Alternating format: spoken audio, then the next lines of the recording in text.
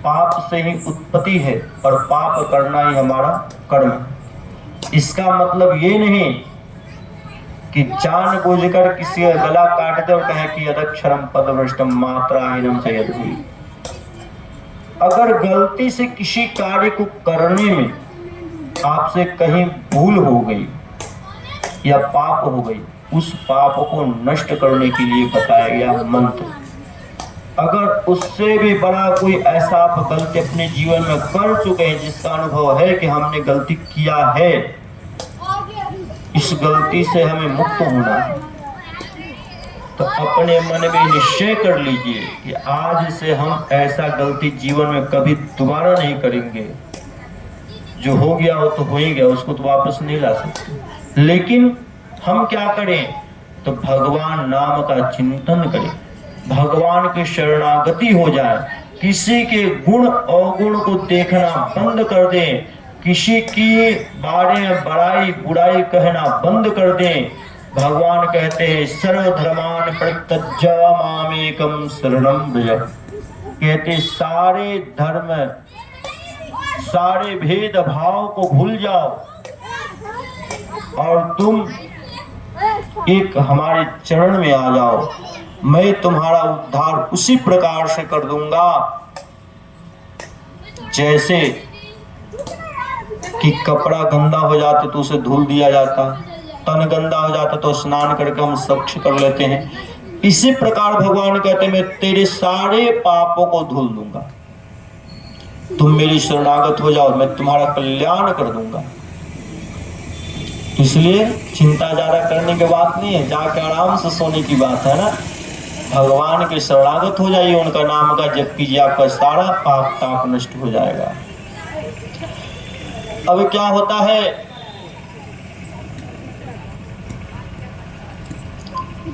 कंस बड़ा क्रोधित हो जाता है, चारूण और मुष्टि को कहता है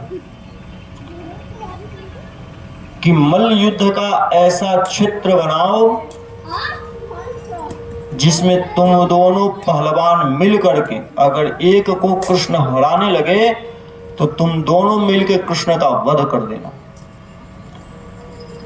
उससे पहले द्वार पर एक हाथी को रख देता है। उस मल्ल युद्ध के प्रांगण में प्रवेश करने से पहले एक हाथी उस द्वार पर रहता है। उसका नाम क्या था हाथी का? कुवलयापीठ। क्या नाम था हाथी का? कुवलयापीठ नामक हाथी को रख देता है द्वार पर।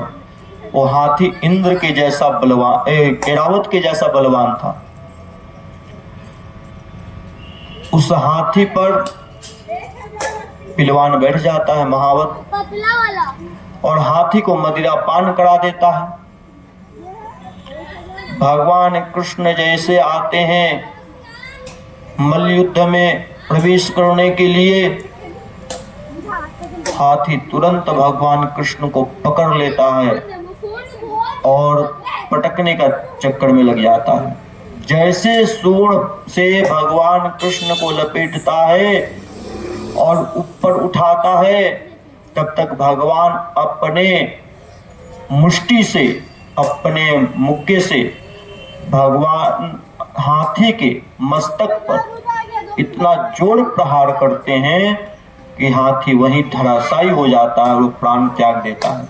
तब उसके दोनों दांत को बलदाऊ जी और कृष्ण जी एक एक हाथ दांत को ले लेते हैं और कंस के पास प्रवेश करते हैं।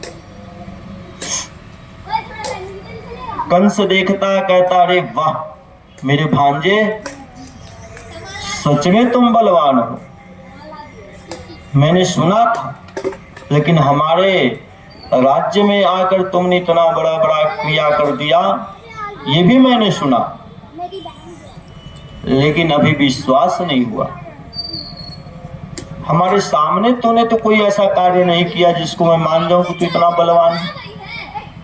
और इतना बलवान जिसका भांजा उसका मामा खुश होगा, आशीर्वाद देगा। जरा मेरे सामने कुछ ऐसा कार्य करके दिखाओ।